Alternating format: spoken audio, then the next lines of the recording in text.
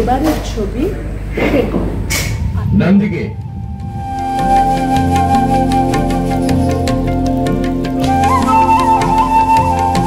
বেনারস আর শান্তিনিকেতন এই দুই জায়গাকে ঘিরেই এই ছবির গল্প বেড়ে উঠেছে।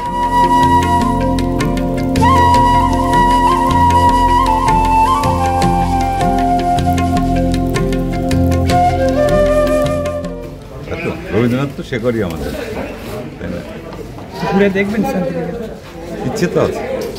এখন সেটা শুটিংয়ের যদি পাই তাহলে বলে, মানে ব্রাত্যদার থেকে ছুটি চেয়ে নিতে হবে। হ্যাঁ, অ্যাপ্লিকেশন করতে হবে বরাবর মাননীয় ডিরেক্টর। একটা এই যে সমাজে যা চলছে, আর্ট কি? আর্ট হচ্ছে একটা এক্সরের কাজ করে। শরীরে যেমন আমাদের যা হচ্ছে তা যেমন এক্সরে ধরে, কোথায় কোলেস্ট্রল বাড়লো কি কমলো, কোথায় সুগার বাড়লো কি কমলো, ইত্যাদি ইত্যাদি ইত্যাদি। আর্ট সেরকম একটা সমাজের এক্সরে, সমাজের মধ্যে কি ঘটছে সেইটা একটা ধরে।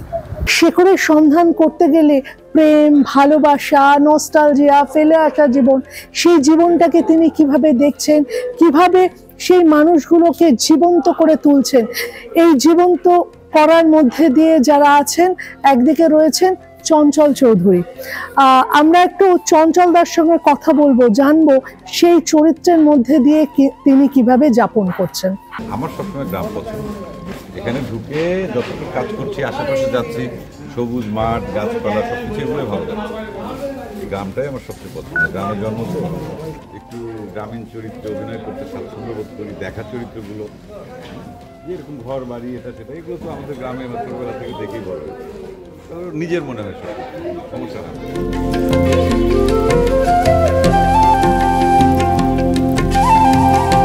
এই ছবিটা যখন ব্রাত্যদা আপনাকে অফার করলেন, কোন জিনিসটা ভীষণভাবে টাচ করলো? প্রথমত ব্রাত্যদা নিজেই তো একজন মানে আকর্ষণ করার মতো একজন মানুষ আমার। উনি অনেক আগে থেকেই প্রিয় একজন অভিনেতা। ব্রাত্যদার অভিনয় আমার খুব ভালো লাগে, ওনার ডিরেকশনের কাজগুলো দেখেছি। সেই সঙ্গে উনি যে গল্পটি মানে নির্ধারণ করেছেন এই সিনেমা বানাবেন বলে, শেকড়, বিভূতিভূষণ বন্দ্যোপাধ্যায়ের গল্পের যে কাহিনী, যে প্রেক্ষাপট, পুরোটাই আমার পছন্দের। চরিত্রটা এবং গ্রাম বাংলা সব কিছু মিলিয়েই এই যে জনজীবন বা যে খেটে খাওয়া মানুষ বা সব কিছু মিলিয়ে, যেটা আমার সবচেয়ে বড় পছন্দের। আমি গ্রামে জন্মগ্রহণ করেছি, বেড়ে ওঠা, তা এই সব কিছুই আমার চেনা পরিচিত। এই সবগুলো বিষয় আমাকে আকর্ষণ করেছে এই কাজটা করার ক্ষেত্রে।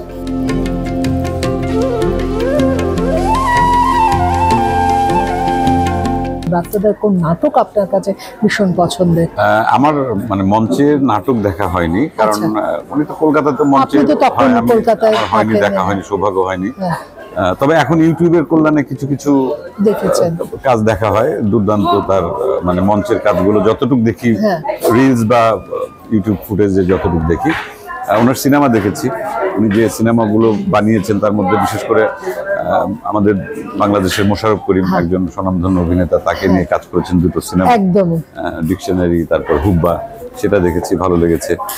আর সবচাইতে কাছে টানার বা একসঙ্গে কাজ করার ক্ষেত্রে যেটা সবচেয়ে বড় ইন্সপিরেশন ছিল হচ্ছে যে ব্রাত্যদা মঞ্চের থেকে উঠে আসা, আমাদেরও ব্যাকগ্রাউন্ড মঞ্চ, আমাদের ভাবনা চিন্তা সবকিছু। এবং এই দুদিন আমি কাজ করছি, শুটিং করছি। উনি অভিনেতা হিসেবে যত বড়, ঠিক ওই ডিরেক্টরের চেয়ারে বসে যে মানে ডিটেইলিংগুলো বের করছেন, ডিরেকশন দিচ্ছেন, এটা আমাকে মুগ্ধ করছে।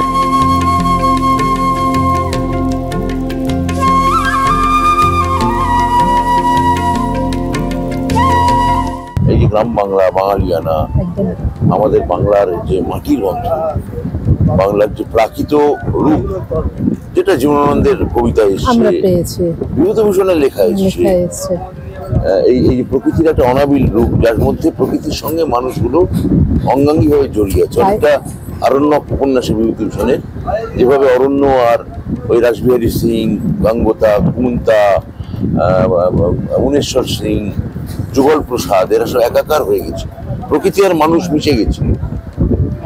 সেই জন্যই কি এই দুটো গল্পকে বেছে নিলে? মানে এই দুটো গল্পের মধ্যে সেই মেলবন্ধনটা তুমি পেলে? কোথাও তোমাকে সেই জায়গাটা হন্ট করলো? হ্যাঁ, আমি একটা মফস্বল গ্রামে, একটা স্মল টাউন সিনেমায় একটা প্রেমের গল্প করতে চাইছি, ভালোবাসার গল্প। ভীষণ ভালো, ভীষণ একটা আলাদাই অভিজ্ঞতা। এর আগে আমি একটা ছোট্ট কাজ করেছি ওনার সাথে, ছোট্ট কাজ করেছি। তো এখানে তো ওনার সেই ইয়েটা হয়ে গেছে, আইস ব্রেকটা হয়ে গেছে। না, তখন হয়নি, তখন তো অতটা ইন্টারাকশন হয়নি, জাস্ট আমার একদিনেরই শুট ছিল। আর এইখানে আসার পর উনি নিজেই সেটা করে দিয়েছেন। মানে আমি এগোতে পারছিলাম না যে একটুখানি যদি স্ক্রিপ্টটা নিয়ে ওনার সাথে বসা যায়, সেটা করে উঠতে পারি। নিজে থেকে দেখে নিচ্ছে যে নিজেই দেখে কথা বলে নিয়েছে, মানে তাতে আমার অনেকটা সুবিধা হয়েছে। আচ্ছা, বাচ্চাদের কাছ থেকে প্রথম যখন অফারটা আসে ফিলিংসটা কেমন আসে? মানে আমি তো ভীষণই এক্সাইটেড, তার সাথে আমার প্রথম কাজ। আমি স্টেজে, আমি এটাই জানতে চাইছিলাম, স্টেজে আপনার মানে আপনার একটা আলাদা গতিবিধি রয়েছে, আলাদা বিচরণ। তো সেখানে কাজটা পেয়ে মানে সত্যি আমি খুবই মানে এটা আলাদাই একটা এক্সাইটমেন্ট। তার সাথে প্রথম কাজ ভয়ও করছে, অনেকে খুব ভয়ও লাগে। তো যাই হোক, এসে কাজ করে খুবই মজা লাগছে, খুব ভালো। এই ছবিটার সময় একদম রাতুদা ফোন করে বললো এরকম একটা, খুব বেশি না 3-4টে লাইন বলেছিল যে একটা ছবি করছি, সেটা হচ্ছে এরকম তুমি শুনে গল্প নিয়ে, তোমার বয়স প্রায় 90 আর তোমার উল্টো দিকে আছে সীমা বিশ্বাস, ঠিক আছে? বাকি কথা পরে বলছি, দাঁড়াও ফোন থেকে। ঠিক আছে, তোমার কি একটা মাইন্ডের মধ্যে একটা কাজ শুরু হয়ে গেল? না, রাতুদার সঙ্গে কাজ করতে আমি খুব কমফোর্ট ফিল করি প্রথম। মানে আমি থিয়েটারের ক্ষেত্রেও দেখেছি বা আগের ছবির ক্ষেত্রে দেখেছি। তো যখন বিভূতিভূষণ বন্দ্যোপাধ্যায় বললো একটা, মানে ওটা তো রাতুদার জনার নয়, মানে ছবির ক্ষেত্রে অন্তত একদম অন্যরকম একটা প্রেক্ষিত। তার সঙ্গে সীমাদির কথা বলবো, তখন চঞ্চলচুরির কথাটা বলবো, ফলে একটা উত্তেজনা তো হয়। মানে সীমা বিশ্বাস থাকলে যেরকম হয় আমাদের, মানে নিষিদ্ধ ছবি প্রথম দেখা তো প্রায় ব্যান্ডিট কুইন দেখে, তারপরে ওটা লেসন হয়ে যায় যে ওটা একটা পাঠের মতন হয়ে যায়। ফলে ওই রকম সীমা বিশ্বাসের যখন নামটা পাই তখন সত্যি সত্যি ক্ষেত্রে বোধ করি। সোমনাথ দা মানে এক্সক্লুসিভ কিছু লোক, এবং সেটা আমরা দেখতে পাচ্ছি লোকাদা এবং সীমা বিশ্বাসকে। লোকাদার লুক যেহেতু আমরা দেখেছি, লোকাদাকে দেখে কিন্তু যে আগে লোকাদাকে দেখেনি, লোকাদাকে দেখে কিন্তু একটু চিন্তা অসুবিধা হয়েছে তো একদম। আমার মনে হচ্ছে তাহলে ছবি সাকসেসের দিকে আছে, মানে মেকআপটা জাস্টিফাইড যদি না চেনা যায়। এইখানে বসে আমাদের এখানে তো অনেক বাধা থাকে কাজের, সেটা মানে অর্থকরীর দিক থেকে নানা রকম দিক থেকে থাকে আর কি, সময়ের দিক থেকে, সব দিক থেকে। সেখানে এরকম চ্যালেঞ্জগুলো নিতে, এক একটা চ্যালেঞ্জ নিতে কেমন লাগে?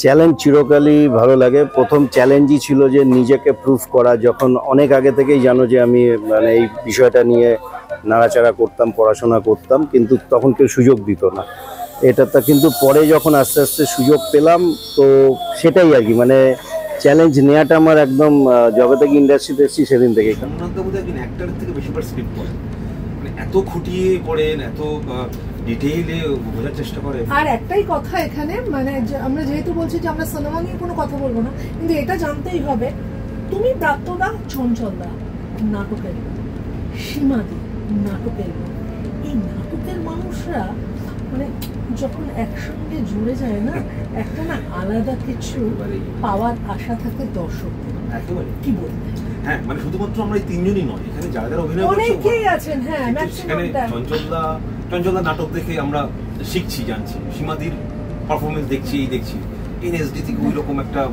মানে বুম তো। আর থিয়েটারের লোক থাকলে কি হয়, বাট সিনেমার কথা তো হয়, কিন্তু তার বাইরে থিয়েটারের কথাটাই বেশি হয় আমাদের। প্রাপ্তদার সঙ্গে কথা হচ্ছে একটা প্রসঙ্গে, একটা নাটকের কথা ছিল, চঞ্চলদার সঙ্গে কথা হচ্ছে বেশিরভাগ ক্ষেত্রেই। আজকে সকালে যেমন সীমাদি বেরিয়ে যাচ্ছিলেন যখন, তখন নাটক নিয়েই কথা হচ্ছিল। আবার যদি কাজ করা যায়, কখনো নাটকে একসাথে কাজ করা যায়। প্রাপ্তদা আমি মনে করি মানে অ্যাক্সিডেন্টালি উনি পলিটিক্সে চলে গেছেন। মানে মনে করি he is a very fine actor and also good director and also good writer. তো ডেফিনেটলি, এবং উনি এর আগেও যে দুটো ছবি করেছে, 2019-এ আই থিঙ্ক ডিকশনারি, তারপরে 2024-এ হুব্বা রিলিজ হলো, তারপরে আবার এটা আমরা আশা করি 2026-এ রিলিজ করবো। এবং উনি একটু হয়তো ওনার অন্য কাজের জন্যে, মন্ত্রিত্বের জন্য হোক বা যাই হোক, উনি একটু সময় নিয়ে ধরে কাজগুলো করেন। ডেফিনেটলি এই ছবিটা অনেক অডিওভিজুয়ালি আমি বলতে পারি খুব ভালো ছবি হবে, কারণ এই ছবিটা পুরোটাই আউটডোর, কলকাতার কিছু নেই। আমরা বেনারস প্লাস এই বীরভূমের বিভিন্ন জায়গায় শ্যুট করছি, এবং বড় পর্দার জন্যই বানাবো ভেবেই ওই বড় ল্যান্ডস্কেপ নিয়ে ছবিটা করা। হ্যাঁ, এখানে মূল দুই চরিত্র এক বৃদ্ধ এবং বৃদ্ধা, যেটা লোকনাথ এবং সীমা বিশ্বাস করছেন। চঞ্চল করছে হচ্ছে লোকনাথের ছেলে। এবার তাহলে সেই অর্থে এই ছবিতে একই সঙ্গে লোকাল, ন্যাশনাল এবং ইন্টারন্যাশনাল তিনটে মেলবন্ধন ঘটছে, মানে প্রকৃতি প্রেম, মানব প্রেম এবং বিশ্বপ্রেম, এই তিনটে একাকার হয়ে যাচ্ছে।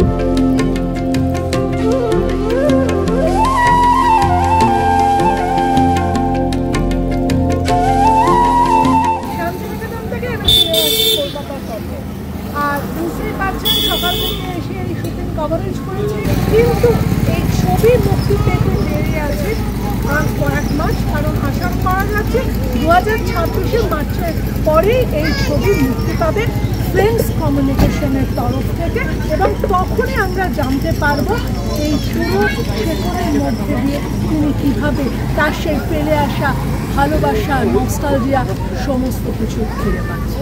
শান্তিনিকেতন থেকে দৈনিক স্টেটসম্যানের রিপোর্ট দেবযানী।